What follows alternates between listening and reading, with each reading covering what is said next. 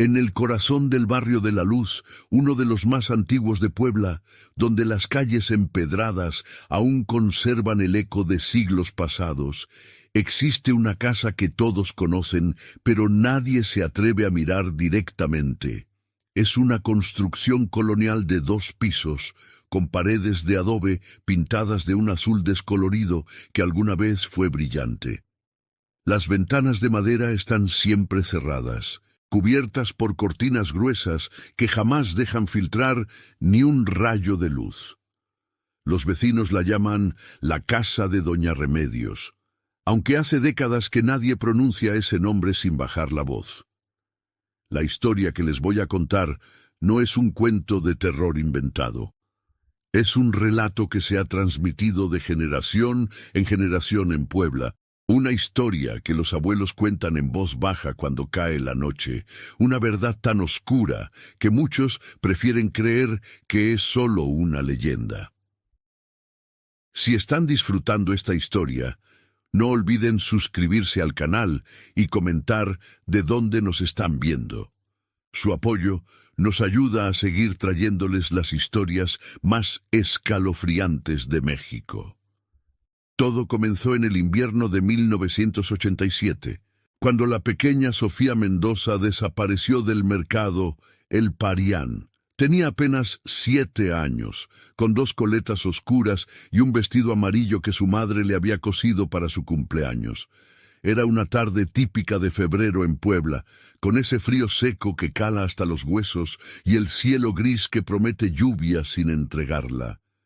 La madre de Sofía, Carmen Mendoza, una mujer de 32 años que vendía flores en el mercado, solo se distrajo un momento que le costaría toda una vida de dolor. Carmen recordaba ese día con una claridad que la atormentaba cada noche. Estaba acomodando rosas recién cortadas cuando una clienta le pidió un ramo especial para un funeral. Se volteó para tomar el papel de celofán y cuando giró de nuevo, Sofía había desaparecido. El mercado estaba lleno como siempre, un laberinto de puestos de talavera, dulces típicos, textiles y artesanías. Los gritos de los vendedores ofreciendo sus productos creaban una cacofonía que ahora, en el recuerdo, se transformaba en un coro macabro. Carmen comenzó a buscar desesperada, preguntando a cada comerciante, a cada transeúnte: ¿Han visto a mi hija? Vestido amarillo, coletas oscuras, 7 años. Las horas pasaron como arena entre los dedos. Cuando cayó la noche y las luces del mercado empezaron a apagarse, Carmen ya estaba llorando sin control, su voz ronca de tanto gritar el nombre de su pequeña. La policía municipal llegó cerca de las 9 de la noche. 2 oficiales jóvenes que tomaron el reporte con una expresión que Carmen conocía demasiado bien. La mezcla de compasión y resignación de quienes han visto demasiados casos similares. En aquellos años, las desapariciones de niños no eran raras en las grandes ciudades de México. Muchos terminaban en redes de tráfico, otros eran encontrados días después en lugares abandonados. Pero algunos, los más desafortunados, simplemente se desvanecían en el aire como si nunca hubieran existido. Durante semanas, Carmen recorrió cada rincón de Puebla. Pegó fotografías de Sofía en cada poste, en cada pared que le permitieran. Su esposo, Ramiro, un albañil de manos callosas y corazón noble, dejó de trabajar para ayudar en la búsqueda. Visitaron hospitales, morgues, refugios. Hablaron con sacerdotes, brujos, cualquiera que pudiera darles una pista.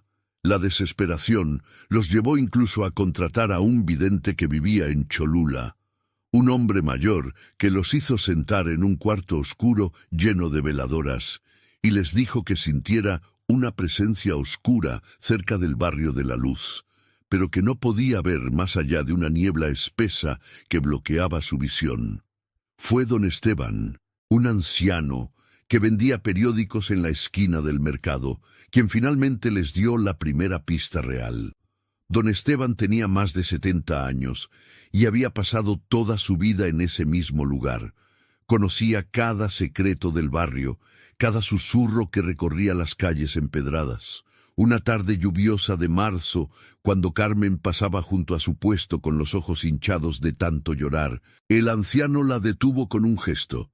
«Señora Carmen», le dijo en voz baja, mirando a su alrededor para asegurarse de que nadie más escuchaba.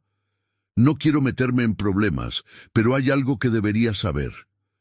Carmen se acercó, su corazón latiendo con una mezcla de esperanza y terror. Don Esteban le contó entonces sobre doña Remedios, la vieja que vivía en la Casa Azul al final de la calle Insurgentes. Doña Remedios había sido costurera en su juventud, famosa en todo Puebla por sus vestidos elegantes y sus bordados exquisitos. Las familias más adineradas de la ciudad hacían fila para encargarle sus trajes de fiesta. Pero algo había cambiado en ella, después de que su única hija muriera de fiebre amarilla en 1965. La niña tenía 8 años, la misma edad que tendría sí. Don Esteban no terminó la frase, pero Carmen entendió perfectamente. Después de eso, continuó el anciano, doña Remedios se volvió rara. Ya no hacía vestidos para la gente. Se encerró en su casa y comenzó a hacer muñecos muy extraños, señora, de tamaño real, vestidos con ropas que parecían de verdad. Algunos decían que los muñecos se parecían a niños que habían desaparecido en el barrio. Carmen sintió que la sangre se le helaba en las venas. «¿Por qué nadie ha ido a investigar?», preguntó con voz temblorosa. Don Esteban negó con la cabeza tristemente. «La gente tiene miedo, señora. Doña Remedios viene de una familia muy antigua de Puebla, con conexiones que llegan hasta la capital. Y además, hay algo en esa casa que no está bien. La gente que ha intentado acercarse dice que escucha cosas. Llantos que parecen de niños, pero que no pueden serlo porque la vieja vive sola. Y el olor. Dicen que a veces sale un olor raro, como a carne podrida mezclada con lavanda». Esa noche, Carmen no pudo dormir. Se quedó despierta junto a Ramiro, contándole todo lo que don Esteban le había dicho. Su esposo, siempre práctico, quería ir directamente a la policía, pero Carmen sabía que eso no serviría de nada. Ya habían ido a la policía docenas de veces. Los habían tratado con condescendencia, como si fueran padres histéricos que veían conspiraciones donde solo había tragedia. Necesitaban pruebas, necesitaban ver con sus propios ojos. Al día siguiente, Carmen y Ramiro caminaron hasta la calle Insurgentes. Era una calle estrecha y empinada, flanqueada por casas coloniales en diferentes estados de conservación. La casa de doña Remedios se distinguía no solo por su color azul descolorido, sino por el silencio antinatural que la rodeaba. Mientras las otras casas estaban llenas de vida, niños jugando, música sonando, gente conversando en las puertas. La casa azul parecía absorber todo sonido a su alrededor. La puerta principal era de madera maciza, con un aldabón de hierro en forma de mano, que a Carmen le pareció inquietantemente realista. No había timbre. Ramiro tomó el aldabón y golpeó 3 veces. El sonido resonó dentro de la casa con un eco hueco que sugería espacios amplios y vacíos. Esperaron. 1 minuto, 2. Carmen estaba a punto de sugerir que golpearan de nuevo cuando escucharon pasos arrastrándose del otro lado de la puerta. Pasos lentos, pesados, como si quien caminaba llevara un gran peso sobre los hombros. La puerta se abrió apenas unos centímetros, lo suficiente para que asomara un rostro arrugado y desconfiado. Doña Remedios tenía el cabello completamente blanco, recogido en un moño apretado. Su piel era como papel arrugado, surcada por miles de arrugas que contaban historias de décadas de soledad. Pero lo más inquietante eran sus ojos, negros, profundos, completamente vacíos de cualquier emoción humana reconocible. Llevaba un vestido negro antiguo, probablemente de los años 40, y un collar de cuentas oscuras que podían ser azabache o algo más siniestro. —¿Qué quieren? —preguntó con voz rasposa, como si no la usara con frecuencia. Carmen tragó saliva, tratando de controlar el temblor en su voz. —Doña Remedios, soy Carmen Mendoza. Mi hija Sofía desapareció hace un mes en el mercado El Parián. Tenía 7 años. He venido porque alguien mencionó que usted hace muñecos y pensé que tal vez... No terminó la frase porque no sabía cómo. ¿Cómo se le pregunta a alguien si ha secuestrado a tu hija? Doña Remedios entrecerró los ojos, estudiándolos con una intensidad que hacía sentir a Carmen como si la anciana pudiera ver dentro de su alma. Finalmente, después de lo que pareció una eternidad, la vieja asintió levemente. —Sí, hago muñecos —dijo simplemente—. ¿Quieren ver? Sin esperar respuesta, abrió la puerta completamente y se hizo a un lado. Carmen y Ramiro intercambiaron una mirada. Cada instinto les gritaba que huyeran, pero la esperanza de encontrar a Sofía era más fuerte que el miedo. Entraron. El interior de la casa era un laberinto de sombras y olor a cerrado. Las paredes estaban cubiertas de retratos antiguos, fotografías sepia de gente que llevaba décadas muerta, rostros severos que parecían seguirlos con la mirada. El suelo era de baldosas hidráulicas desgastadas con patrones geométricos que alguna vez fueron hermosos, pero ahora estaban cubiertos de polvo y abandono. Doña Remedios los guió por un pasillo estrecho, pasando puertas cerradas que Carmen moría por abrir, pero no se atrevía. Finalmente llegaron a una habitación en la parte trasera de la casa. Cuando doña Remedios encendió la luz, una sola bombilla desnuda que colgaba del techo, Carmen tuvo que contener un grito. La habitación estaba llena de muñecos, docenas de ellos, tal vez cientos, alineados contra las paredes, sentados en sillas, colgando del techo, y no eran muñecos normales. Eran de tamaño real, con ropa auténtica, zapatos de verdad, cabello que parecía humano. «Este es mi taller», explicó doña Remedios con algo que podría haber sido orgullo en su voz. «Llevo más de 20 años perfeccionando mi técnica. Cada muñeco es único, especial. Les pongo parte de mi alma». Se acercó a uno de los muñecos. Una niña pequeña con vestido de flores y zapatos negros brillantes.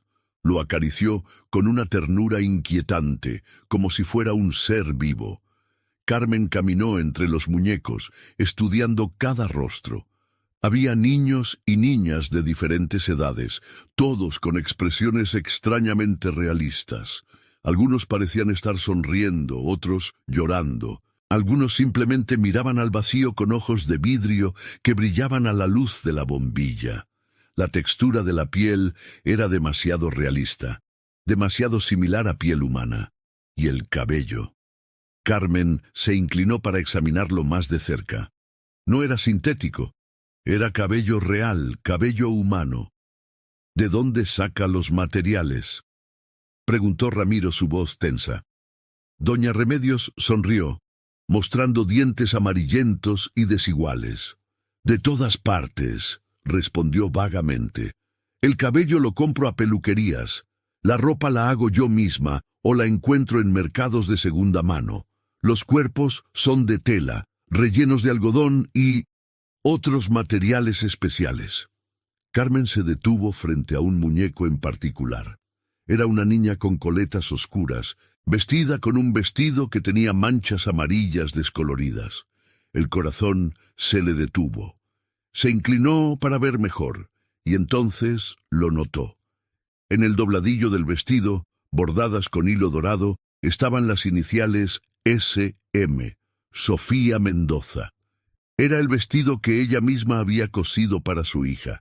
«Este muñeco», dijo Carmen, su voz apenas un susurro. «¿De dónde sacó la ropa?». Doña Remedios se acercó, observando el muñeco con expresión pensativa. «Ah, ese es uno de mis favoritos. Lo terminé hace apenas unas semanas. La ropa. La encontré en el mercado, creo. O tal vez fue un regalo. Ya no recuerdo bien. Mi memoria ya no es lo que era. Ramiro se acercó a su esposa viendo también las iniciales. Su rostro se puso pálido. «Ese es el vestido de Sofía», dijo, su voz cargada de emoción. «Carmen lo hizo. Esas son sus iniciales». Doña Remedios los miró con una expresión que no revelaba nada. «Debe ser una coincidencia», dijo simplemente. «Hay muchas niñas con esas iniciales». Carmen ya no podía contenerse. Se acercó al muñeco y lo tocó. La textura era extraña, no del todo como tela común. Había algo debajo, algo que daba forma al cuerpo de una manera que el algodón solo no podría lograr. Con manos temblorosas comenzó a revisar el muñeco, buscando alguna forma de abrirlo, de ver qué había dentro. «¡No toque eso!», gritó doña Remedios súbitamente, su voz transformándose de dulce a amenazante en un instante. Se movió con una velocidad sorprendente para su edad, arrebatándole el muñeco de las manos a Carmen. «Estos muñecos son sagrados para mí. No permito que nadie los profane». Sus ojos negros brillaban con una intensidad demente. Ramiro se interpuso entre la anciana y su esposa. «Necesitamos llevarnos ese muñeco», dijo con firmeza. «Es evidencia de que usted sabe algo sobre nuestra hija». Doña Remedios retrocedió, abrazando el muñeco contra su pecho. «No sé nada de su hija», siseó, «y ahora quiero que salgan de mi casa ya». «No nos iremos sin respuestas», insistió Carmen, encontrando coraje en su desesperación. «¿Qué les hace a esos muñecos? ¿Por qué tienen cabello real? ¿Qué hay dentro de ellos?». Doña Remedios sonrió entonces, una sonrisa terrible que no llegaba a sus ojos muertos.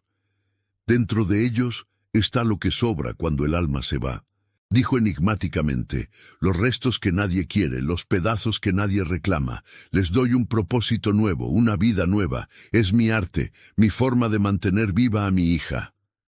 La revelación cayó sobre Carmen como agua helada. Usted usa restos humanos», susurró horrorizada. «Los rellena con restos humanos». Doña Remedios no negó ni confirmó. Simplemente continuó sonriendo esa sonrisa espantosa. Ramiro tomó a su esposa del brazo. «Vámonos», le dijo. «Vámonos y vamos directo a la policía». Salieron corriendo de la casa, tropezando en su prisa por alejarse de ese lugar maldito. Detrás de ellos, escucharon la risa de doña Remedios, una risa que sonaba como hojas secas siendo arrastradas por el viento. Una vez en la calle, bajo la luz cegadora del sol de la tarde, se abrazaron, temblando. «Tenía el vestido de Sofía», lloró Carmen. «Ella tiene algo que ver con su desaparición, lo sé». Fueron directamente a la estación de policía más cercana. El oficial de guardia, el sargento Torres, un hombre de mediana edad con bigote espeso, escuchó su historia con expresión cada vez más incrédula. Cuando terminaron, se reclinó en su silla y suspiró. «Miren», dijo con tono conciliador, «entiendo su dolor. La desaparición de un hijo es lo peor que le puede pasar a una familia. Pero están acusando a doña Remedios, una mujer respetable de una familia tradicional de Puebla, de... ¿Qué exactamente? De hacer muñecos con partes humanas. Se dan cuenta de lo absurdo que suena. Pero tenía el vestido de nuestra hija», insistió Carmen. El sargento Torres negó con la cabeza. «Un vestido con iniciales similares no es prueba de nada. Podría haberlo comprado en cualquier mercado de segunda mano. ¿Tienen pruebas reales? ¿Vieron algo concreto, aparte de muñecos que les parecieron inquietantes?» Ramiro golpeó el escritorio con frustración. «Tiene que haber una investigación. Vayan a revisar su casa. Abran esos muñecos. Verán que tenemos razón». El sargento suspiró de nuevo. «Para conseguir una orden de cateo necesito pruebas contundentes, no sospechas. Y doña Remedios tiene conexiones en lugares altos. Si voy allá sin causa justificada, mi carrera termina. Lo siento, pero no puedo ayudarlo sin evidencia real. Los días siguientes fueron una pesadilla de impotencia. Carmen y Ramiro intentaron contactar con periodistas, con activistas de derechos humanos, con cualquiera que quisiera escuchar su historia. La mayoría los trataba con compasión, pero escepticismo. Una periodista joven del periódico local, Laura Domínguez, sí mostró interés, pero cuando empezó a investigar y hacer preguntas sobre Doña Remedios, recibió amenazas anónimas y su editor le ordenó dejar el caso. Fue entonces cuando Carmen decidió que tenía que hacer algo drástica. Si las autoridades no iban a ayudarla, ella misma buscaría la verdad.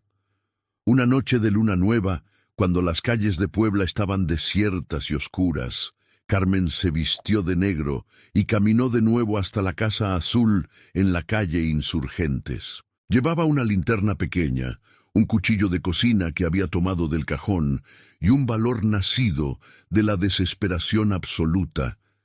La casa estaba a oscuras, sin una sola luz encendida. Carmen rodeó la propiedad, buscando una forma de entrar sin ser detectada. En la parte trasera encontró una ventana entreabierta, probablemente para ventilación. Era pequeña, pero Carmen era delgada y estaba motivada por algo más fuerte que el miedo. Se impulsó y logró pasar, cayendo dentro de lo que parecía ser una despensa. El silencio dentro de la casa era absoluto y sofocante. Carmen encendió su linterna, manteniendo el haz de luz bajo y moviéndose con cuidado para no hacer ruido. La despensa olía a especias antiguas y algo más, un olor dulzón y putrefacto que le revolvió el estómago. Salió al pasillo que recordaba de su primera visita, orientándose en la oscuridad. Se dirigió primero al taller de los muñecos, pero la puerta estaba cerrada con llave. Maldijo en silencio. Continuó explorando, abriendo puertas con cuidado. Una era un baño antiguo con un inodoro de porcelana agrietada. Otra era un dormitorio polvoriento que parecía no haber sido usado en años. La tercera puerta estaba cerrada con llave también, pero a diferencia de la del taller, esta tenía un candado nuevo, brillante en contraste con el deterioro del resto de la casa. Carmen examinó el candado. Era fuerte, profesional, el tipo de cerradura que se usa para guardar algo realmente valioso, o realmente terrible. Necesitaba encontrar la llave. Volvió sobre sus pasos, buscando en los lugares obvios, un gancho junto a la puerta principal, el interior de jarrones, debajo de alfombras. Nada. Entonces escuchó un sonido que la hizo congelarse. Pasos en el piso de arriba. Doña Remedios estaba despierta y caminando. Carmen apagó su linterna y se escondió en el hueco debajo de la escalera, conteniendo la respiración. Los pasos se acercaron a la escalera y comenzaron a bajar. En la oscuridad casi total, Carmen podía distinguir la silueta de la anciana, llevando una vela que proyectaba sombras danzantes en las paredes. Doña Remedios caminó directamente hacia la puerta cerrada con candado. Carmen la observó desde su escondite, su corazón latiendo tan fuerte que temía que la anciana pudiera escucharlo. La vieja sacó una llave que llevaba colgada al cuello, oculta bajo su camisón blanco. Abrió el candado con movimientos practicados y entró en la habitación, dejando la puerta entreabierta. Carmen esperó unos segundos y luego se movió silenciosamente hacia la puerta. Desde allí podía ver parte del interior. Era una habitación más grande de lo que esperaba, con paredes de piedra desnuda que parecían formar parte de la estructura original de la casa colonial. En el centro había una mesa larga de madera manchada con... Carmen tuvo que morderse el labio para no gritar. La mesa estaba cubierta de herramientas, cuchillos de diferentes tamaños, agujas largas, hilo grueso, sierras, frascos llenos de líquidos turbios. Doña Remedios estaba trabajando en algo sobre la mesa. Carmen no podía ver exactamente qué era, pero escuchaba sonidos húmedos, el corte de tijeras sobre algo. La anciana canturreaba una canción de cuna mientras trabajaba, su voz cascada desafinando las notas. «Duérmete, mi niña, duérmete, mi amor, duérmete, pedazo de mi corazón». Carmen necesitaba ver más. Se acercó un poco más, asomándose cautelosamente. Lo que vio le heló la sangre. Sobre la mesa había un cuerpo pequeño, del tamaño de un niño, cubierto con un paño blanco manchado. Doña Remedios estaba cosiendo algo, introduciendo la aguja a través del paño con movimientos expertos. Carmen pudo ver parte de una mano pequeña asomando del paño, pero la piel tenía un tono grisáceo, cerúleo, el color de la muerte. No pudo soportarlo más. Un sollozo escapó de su garganta antes de que pudiera contenerlo. Doña Remedios se detuvo inmediatamente, girando la cabeza hacia la puerta como un ave de rapiña que detecta una presa. «¿Quién está ahí?», preguntó con voz gélida. Carmen no esperó. Corrió hacia la salida, tropezando en la oscuridad, buscando desesperadamente la puerta principal. Detrás de ella escuchaba los pasos sorprendentemente rápidos de doña Remedios. «¡Vuelve aquí!», gritaba la anciana. «¡Vuelve aquí, entrometida!». Carmen encontró la puerta y tiró del picaporte, pero estaba cerrada con llave. Pánico puro inundó sus venas. Giró, buscando otra salida, y ahí estaba doña Remedios bloqueando el pasillo, su silueta iluminada desde atrás por la vela que aún llevaba. Sus ojos brillaban con locura en la penumbra. «No debiste venir», dijo la anciana, acercándose paso a paso. «Ahora no puedo dejarte ir. Verás, tengo una reputación que mantener. Mi trabajo es demasiado importante. Cada muñeco es un hijo que perdió su madre, un alma que necesita un nuevo hogar.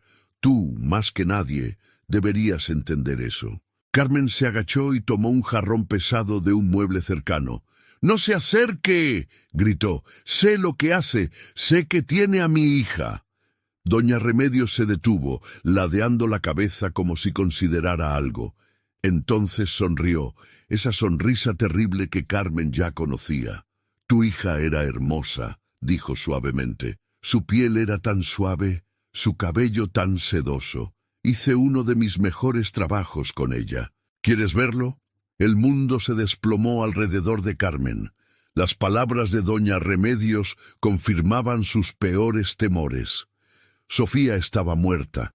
Su bebita, su niña de 7 años que amaba las flores y las canciones, había sido asesinada y convertida en uno de esos horribles muñecos. La furia y el dolor se mezclaron en algo primario y terrible. Con un grito que era más animal que humano, Carmen arrojó el jarrón con toda su fuerza. El jarrón golpeó a doña Remedios en la cabeza con un sonido enfermizo. La anciana cayó hacia atrás, sorprendida, dejando caer la vela. El fuego inmediatamente prendió en las cortinas viejas y polvorientas. Las llamas se extendieron con velocidad asombrosa, alimentadas por décadas de abandono y materiales secos. Carmen corrió hacia la ventana por la que había entrado, trepando de nuevo hacia afuera mientras el fuego comenzaba a consumir la casa. Una vez fuera, en la calle, Carmen observó cómo la casa azul se convertía en un infierno. Las llamas salían por las ventanas iluminando la noche. Vecinos comenzaron a salir de sus casas gritando, algunos corriendo con cubetas de agua, aunque era inútil. El fuego era demasiado grande, demasiado feroz. Carmen podía ver las siluetas de los muñecos dentro, oscuras figuras que parecían moverse y retorcerse en las llamas, como si finalmente estuvieran liberadas de su prisión de tela y horror. Doña Remedios nunca salió de la casa. Los bomberos llegaron 30 minutos después, pero para entonces el edificio colonial era solo cenizas y escombros humeantes. Entre los restos, los investigadores encontraron cosas que harían que ésta se convirtiera en una de las historias más escalofriantes en la historia criminal de Puebla. En el sótano de la casa, protegido parcialmente del fuego por las paredes de piedra, encontraron una colección de frascos. Dentro de cada frasco había órganos preservados en formaldehído, corazones pequeños, riñones, pulmones, todos de niños. También encontraron huesos, muchos huesos, algunos blanqueados y otros aún con restos de tejido adherido. Los forenses estimaron que había restos de al menos 12 niños diferentes.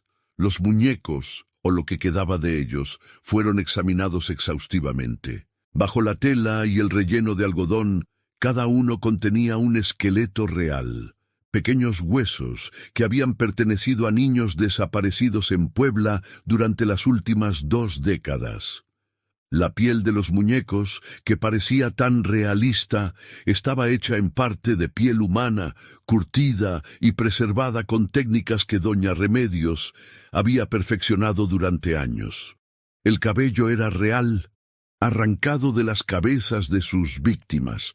La investigación que siguió reveló que doña Remedios, cuyo nombre completo era Remedios Cervantes de Guzmán, había sido internada brevemente en un hospital psiquiátrico después de la muerte de su hija en 1965. Los doctores de entonces la habían diagnosticado con un duelo patológico y tendencias disociativas, pero su familia, usando su influencia, la había sacado del hospital antes de que el tratamiento pudiera completarse. Le habían permitido encerrarse en su casa, donde su locura creció sin control durante más de 20 años. Las desapariciones habían comenzado en 1975, 10 años después de la muerte de su hija.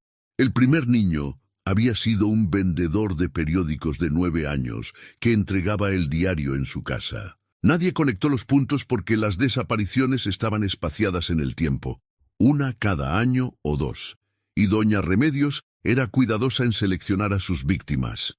Niños de familias pobres, vendedores ambulantes, pequeños que nadie echaría mucho de menos o cuya desaparición sería atribuida al crimen común o al abandono familiar. Los registros mostraron que había comprado grandes cantidades de productos químicos a través de los años.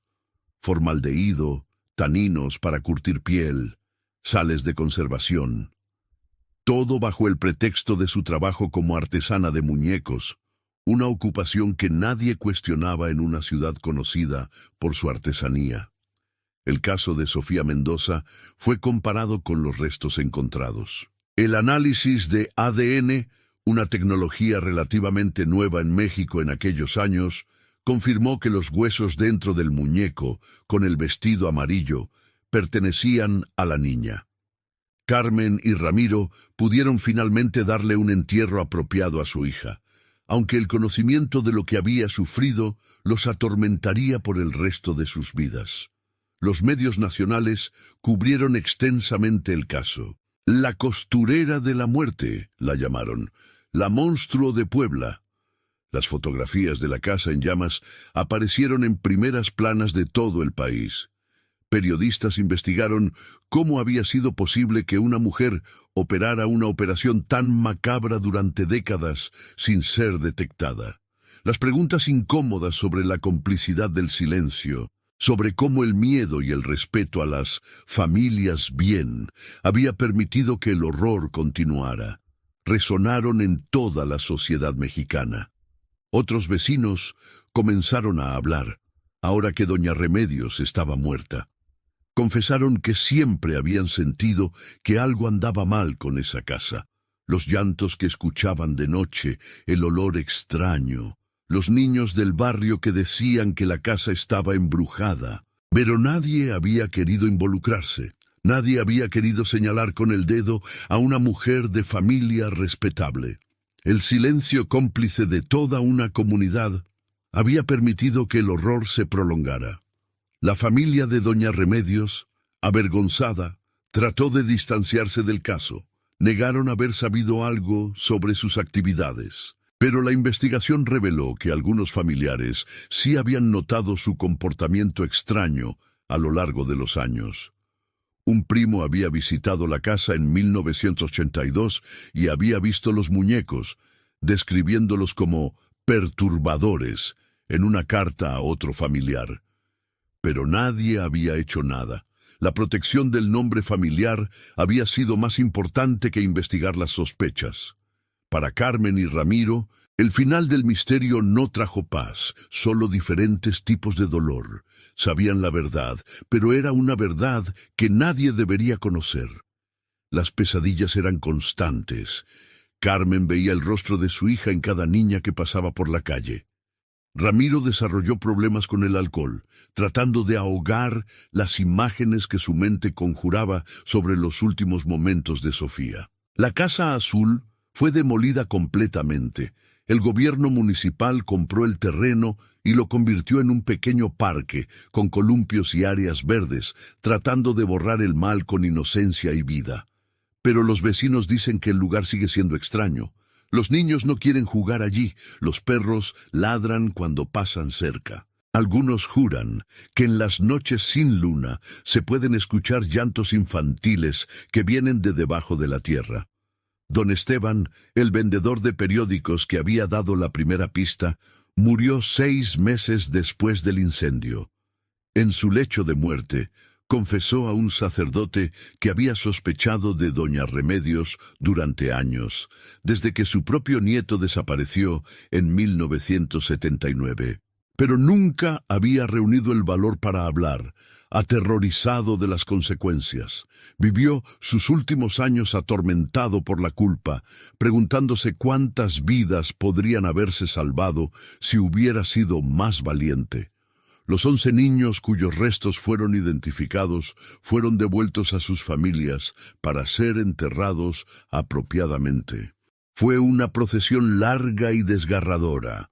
11 pequeños ataúdes blancos llevados por las calles de Puebla hacia diferentes cementerios. La ciudad entera se vistió de luto. Las iglesias celebraron misas especiales.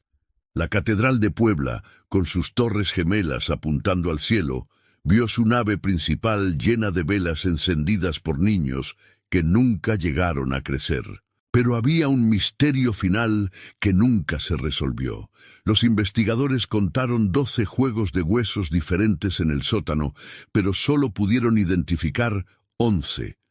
El 12º niño, cuyos restos estaban en el estado más avanzado de descomposición, sugiriendo que había sido la primera víctima, nunca fue identificado. No hubo coincidencias de ADN con ningún caso de desaparición reportado. Era como si ese niño nunca hubiera existido en los registros oficiales, un fantasma incluso antes de morir. Algunos teorizaron que podría haber sido un niño de la calle, uno de los muchos menores que vivían en las sombras de las ciudades mexicanas, invisibles para el sistema. Otros sugirieron posibilidades más oscuras, que doña Remedios había comenzado su colección antes de lo que cualquiera pensaba, tal vez incluso con su propia hija. Pero era una teoría demasiado horrible para contemplar seriamente, y sin pruebas concretas, quedó en el reino de la especulación. Los años pasaron. El caso de la costurera de la muerte se convirtió en leyenda urbana, en historia que se cuenta en voz baja.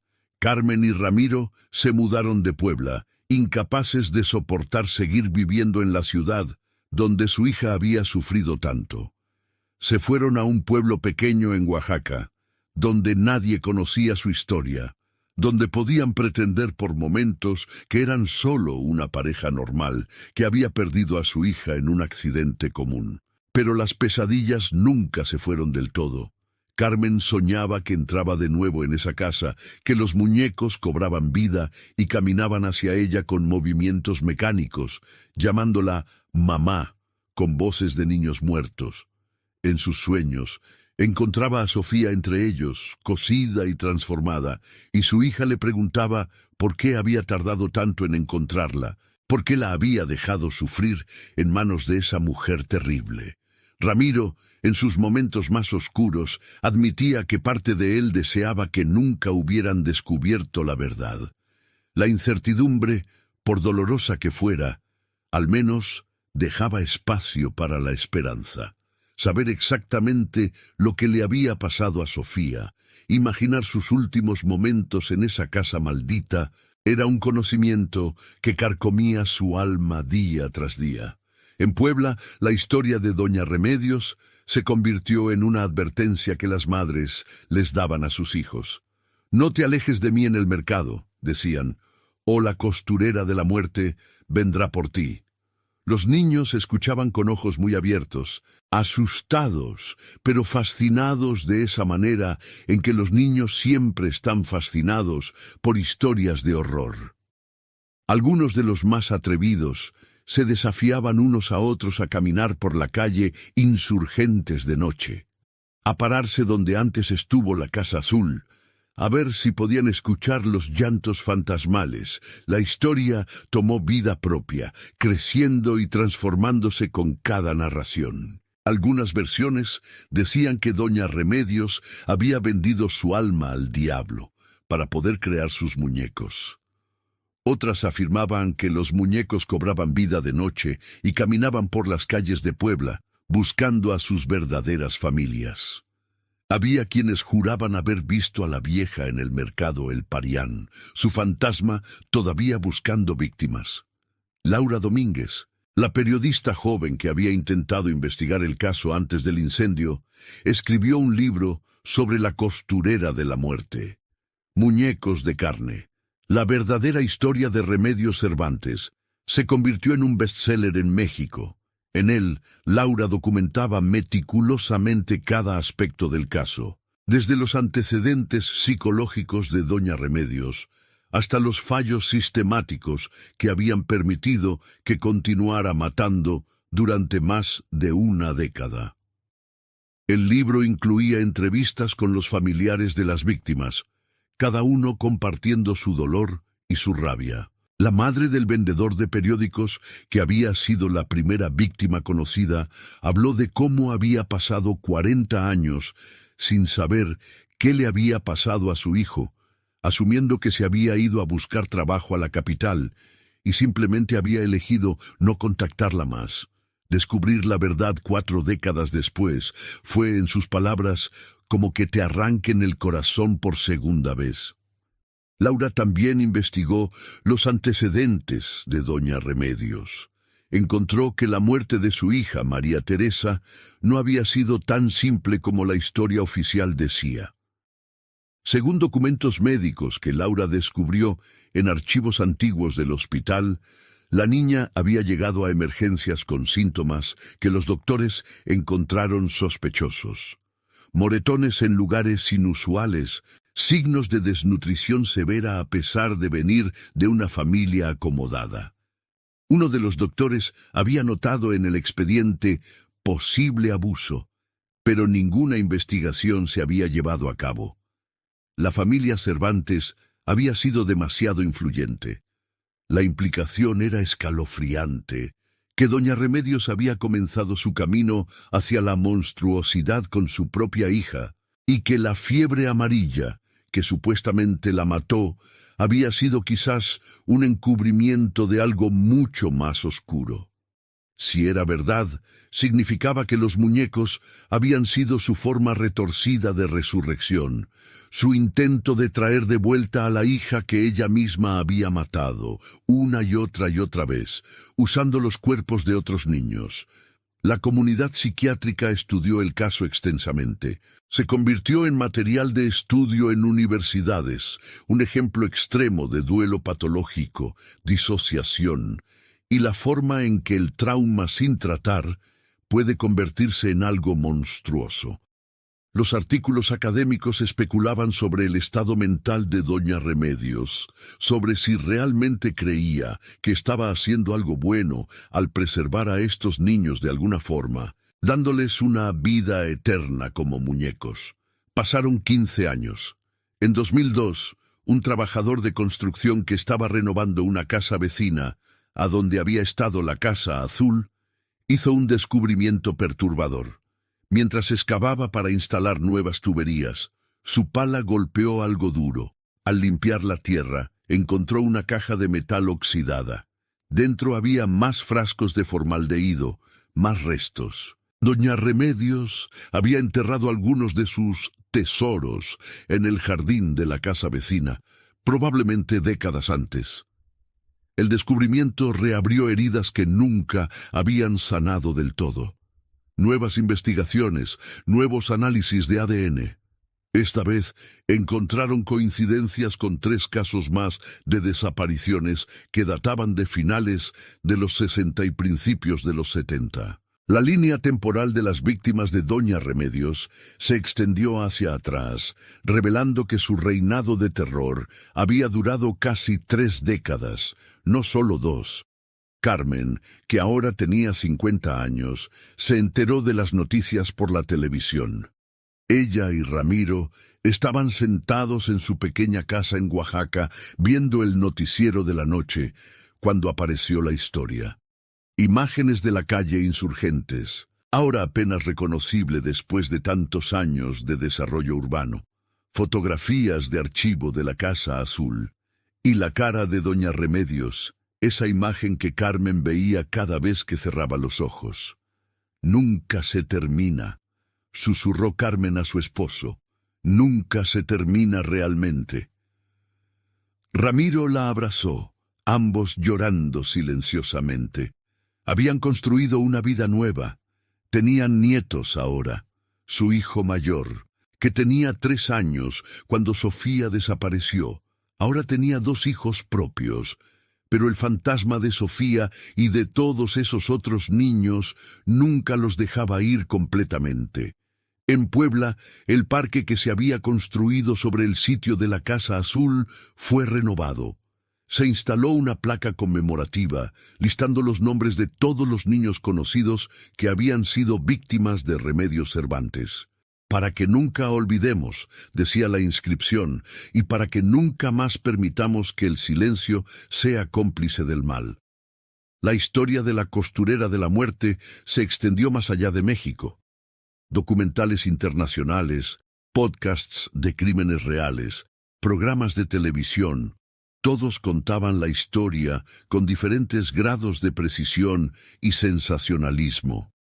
Algunas versiones se centraban en los aspectos más gráficos, alimentando la curiosidad morbosa del público. Otras trataban de extraer lecciones sobre la sociedad, sobre cómo las estructuras de poder pueden proteger a los monstruos. Pero para aquellos que vivieron la historia, que perdieron a sus hijos o investigaron el caso, no era entretenimiento. Era un recordatorio doloroso de que el mal real no es como en las películas. No viene con música ominosa ni señales claras. Viene en la forma de una anciana solitaria en una casa azul. Alguien que todos conocen, pero nadie realmente ve. Viene protegido por el respeto social, por el miedo a ofender, por la tendencia humana a no querer ver lo que es demasiado horrible para contemplar. Don Esteban, el vendedor de periódicos, había dicho algo en su confesión final que resonó con muchos. Todos sabíamos que algo andaba mal. Lo sentíamos en el aire, en la forma en que los niños evitaban esa calle, en el silencio antinatural que rodeaba esa casa. Pero era más fácil decirse que era imaginación, que era respeto por una mujer en duelo, que era cualquier cosa excepto lo que realmente era. Y esa facilidad, esa cobardía costó vidas. En 2010, un cineasta poblano hizo una película basada en la historia. La Casa Azul se estrenó en el Festival de Cine de Guadalajara con advertencias sobre su contenido perturbador. Carmen y Ramiro no la vieron. No podían soportar ver su tragedia convertida en espectáculo, por bien intencionada que fuera la producción. Otros familiares de víctimas sí asistieron, algunos porque sentían que era importante que la historia se contara, otros porque necesitaban alguna forma de catarsis, de ver su dolor reconocido públicamente. La película ganó varios premios y reavivó el interés en el caso. Turistas morbosos comenzaron a aparecer en la calle Insurgentes, tomando fotografías del parque, buscando el sitio exacto donde había estado la casa. Los vecinos, hartos, pusieron señales pidiendo respeto. Algunos se negaban a hablar del tema. Otros, principalmente los mayores que recordaban los eventos de primera mano, sentían la obligación de hablar, de asegurarse de que la verdadera horror no se perdiera en la romantización cinematográfica. No era una historia de fantasmas, decía una vecina anciana en una entrevista de periódico. Era una mujer real que hacía cosas reales y horribles, y nosotros, los que vivíamos aquí, fallamos en detenerla. Eso es lo que deberían recordar, no que había un monstruo, sino que todos nosotros permitimos que el monstruo existiera. Los psicólogos que trabajaron con las familias de las víctimas a lo largo de los años notaron un patrón común: la culpa de los sobrevivientes. Padres que se preguntaban qué habrían podido hacer diferente. Hermanos mayores que se sentían responsables por no haber protegido a sus hermanos menores. Vecinos que vivían con el peso del conocimiento de que tal vez, solo tal vez, si hubieran hablado más fuerte o más pronto, algunas vidas podrían haberse salvado. Carmen desarrolló una relación extraña con la memoria de su hija. En su casa en Oaxaca tenía un cuarto que había decorado como habría sido el cuarto de Sofía si hubiera crecido. Cada año, en el cumpleaños de su hija, añadía algo nuevo. Un póster de una banda popular entre adolescentes, ropa del tamaño que Sofía habría tenido a esa edad, libros apropiados para cada etapa. Era su forma de mantener viva a su hija, de imaginar la vida que debería haber tenido. Ramiro encontraba esta práctica dolorosa, pero no decía nada. Cada persona maneja el duelo a su manera. Él prefería el olvido cuando era posible, sumergirse en el trabajo, en los nietos, en el presente inmediato. Pero respetaba la necesidad de Carmen de mantener a Sofía presente, de negarse a dejar que su hija fuera solo un nombre en una placa conmemorativa. En 2018, 30 años después del incendio, se celebró una ceremonia especial en el Parque de la Calle Insurgentes. Familiares de las víctimas, ahora mayores y cansados, se reunieron. Algunos habían muerto en los años intermedios sin nunca encontrar paz. Otros habían encontrado formas de seguir adelante, aunque las cicatrices nunca desaparecieron completamente. Carmen y Ramiro asistieron, viajando desde Oaxaca por primera vez en décadas. El parque estaba lleno de flores, de velas, de fotografías de los niños perdidos. Algunos de esos niños ahora serían personas de 40 años, con vidas y familias propias, si doña Remedios no les hubiera arrebatado su futuro. Los sobrevivientes, los hermanos, los padres que aún vivían, se abrazaron, unidos por una tragedia que solo ellos podían realmente comprender. Un sacerdote local dio una bendición. Habló de perdón y sanación, palabras que sonaban huecas para algunos de los presentes. ¿Cómo perdonas lo imperdonable? ¿Cómo sanas de una herida que nunca cierra del todo? Pero las palabras también traían cierto consuelo, un reconocimiento de que el dolor era válido, que el recuerdo importaba. Después de la ceremonia, Carmen caminó sola hasta el centro del parque, donde había estado la Casa Azul. Cerró los ojos y trató de imaginar a Sofía, no como la había visto última vez, una niña de 7 años con un vestido amarillo, sino como habría sido a los 37. Tal vez casada, tal vez con hijos, definitivamente hermosa, definitivamente amada. En su mente, Carmen le dio a su hija la vida que nunca pudo tener, aunque solo fuera por un momento. «Te extraño, mi amor», susurró al aire. «Todos los días, todo el tiempo». El viento movió las hojas de los árboles del parque, y Carmen quiso creer que era Sofía respondiendo, diciéndole que estaba en paz, que ya no sufría. Era una mentira piadosa que se permitía, un pequeño consuelo en un mundo que había demostrado ser mucho más cruel de lo que nadie debería conocer. La historia de la costurera de la muerte permanece en la memoria colectiva de Puebla como una herida que nunca sana del todo, un recordatorio sombrío de que el mal no siempre viene con señales claras, que puede esconderse detrás de paredes respetables y nombres reconocidos. Es una historia que las nuevas generaciones escuchan con horror e incredulidad, preguntándose cómo algo así pudo pasar. Es una historia que los viejos cuentan con vergüenza y pesar, reconociendo las fallas que permitieron que continuara. Y en las noches sin luna, cuando el viento sopla frío por las calles empedradas de Puebla, algunos dicen que aún se pueden escuchar ecos de lo que fue. El sonido de agujas cosiendo a través de tela, el murmullo de una canción de cuna cantada con voz cascada, el llanto de niños que nunca crecieron. Son solo historias, dicen los escépticos, solo el viento jugando trucos en la mente. Pero aquellos que conocieron la verdad, que vivieron a través del horror, saben que algunas historias son demasiado terribles para ser solo cuentos. Saben que los monstruos son reales, que caminan entre nosotros y que el silencio cómodo y conveniente, es su mejor aliado. La Casa Azul ya no existe, pero su legado permanece, una lección escrita en tragedia sobre el costo de mirar hacia otro lado, sobre el precio que los inocentes pagan cuando la sociedad elige el confort sobre la verdad.